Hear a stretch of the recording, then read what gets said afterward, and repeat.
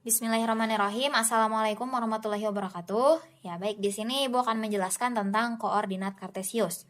Kurang lebih, koordinat kartesius bentuknya seperti ini. Koordinat kartesius terbagi menjadi dua, yaitu sumbu X dan sumbu Y.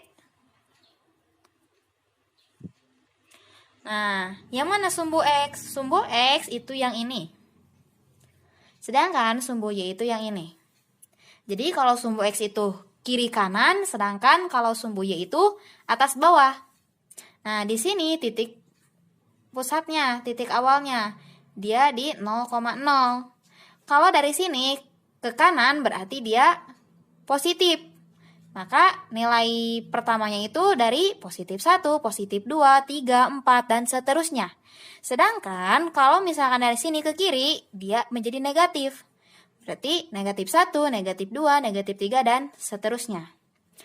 Kemudian ketika ke atas dia positif.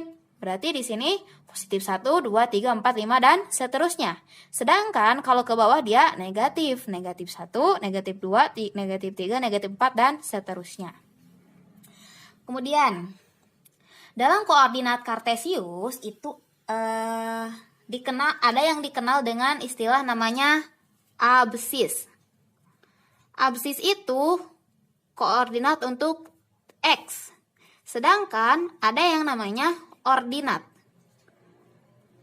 yaitu ini untuk Y.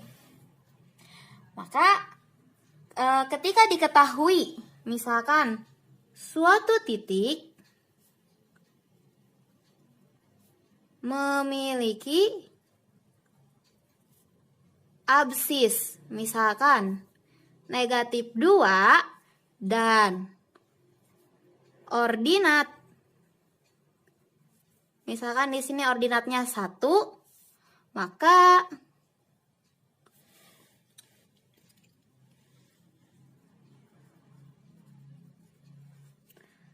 titik koordinat titiknya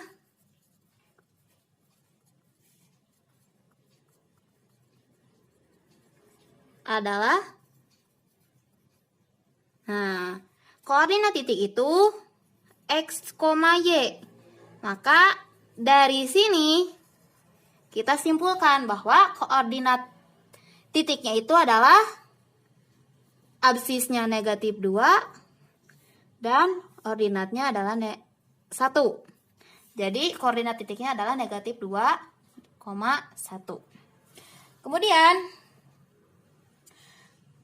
misalkan diketahui suatu koordinat titik,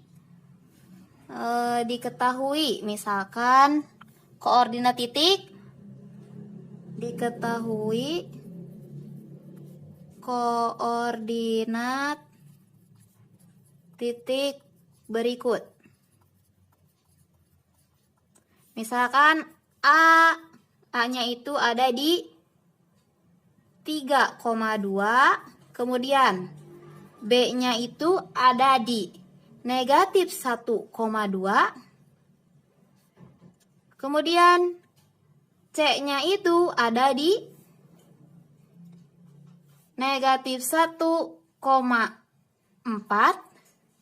kemudian D-nya misalkan ada di negatif 3, negatif 3, kemudian ada titik lain misalkan titik E ada di 3, negatif 2 dan titik F ada di 4,0 dan yang terakhir misalkan di sini ada titik G.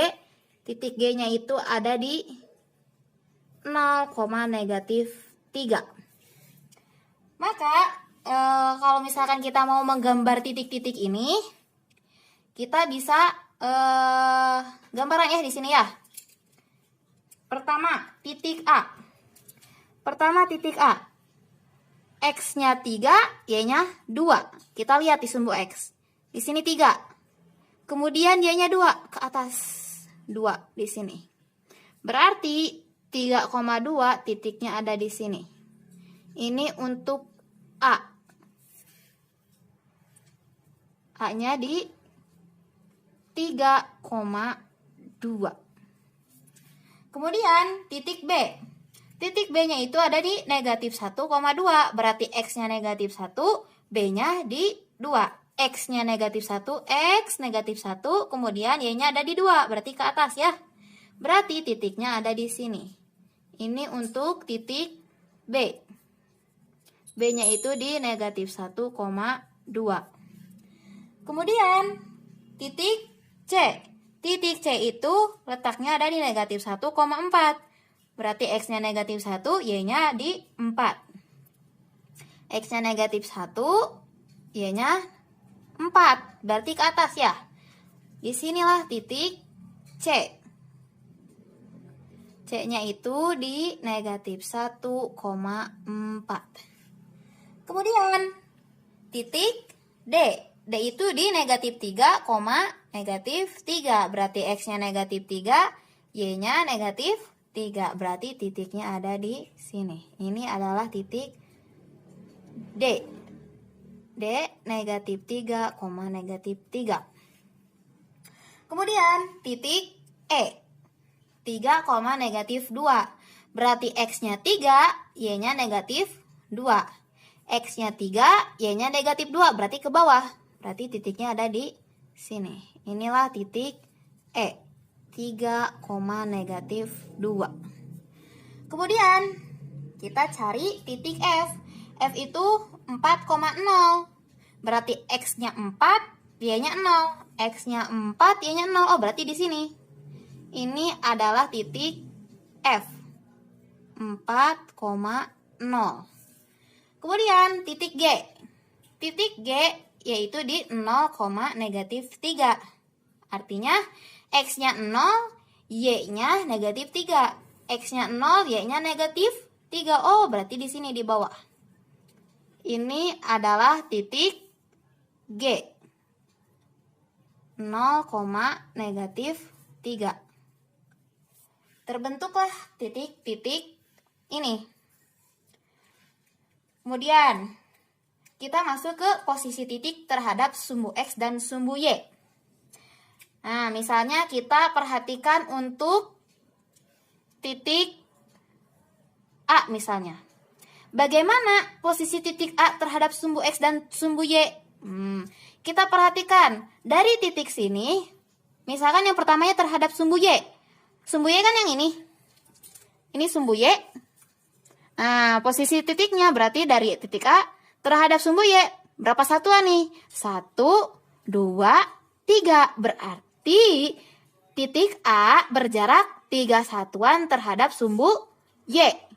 Kemudian terhadap sumbu X. Sumbu X kan yang ini. Bagaimana jarak titik A terhadap sumbu X? Berarti 1, 2. Oh, berarti jaraknya 2 satuan terhadap sumbu X. Seperti itu. Dalam koordinat kartesius terbagi menjadi 4 kuadran. Kuadran yang pertama yaitu untuk X-nya bernilai positif dan Y-nya bernilai positif. Maka di sini adalah kuadran 1. Jadi daerah ini merupakan daerah kuadran 1. Kemudian untuk X-nya negatif dan Y-nya positif, maka ini adalah daerah kuadran 2. Kemudian daerah dengan X-nya negatif dan Y-nya negatif, maka ini adalah daerah untuk kuadran 3. Kemudian untuk X-nya positif dan Y-nya negatif, ini adalah daerah kuadran 4. Dari pernyataan tersebut, kita dapat simpulkan bahwa titik A terletak di daerah kuadran 1. Titik B dan titik C terletak di daerah kuadran 2. Titik D terletak di daerah kuadran 3. Sedangkan titik E terletak di kuadran 4. Bagaimana dengan titik F dan titik G? Titik F itu X-nya positif dan Y-nya 0. Tadi syarat untuk kuadran 1 itu X-nya positif, Y-nya harus positif.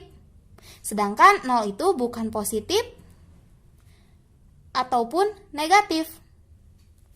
Salah dikat. Bagaimana untuk titik F? Titik F itu koordinatnya ada di 4,0. Syarat bagaimana dengan titik F? Titik F berada di 4,0. Salah.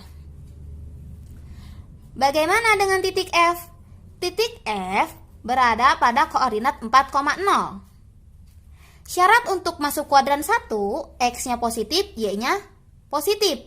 Syarat untuk masuk kuadran 4, dia harus X-nya positif dan Y-nya harus negatif. Sedangkan untuk titik F ini, X-nya positif tapi Y-nya 0.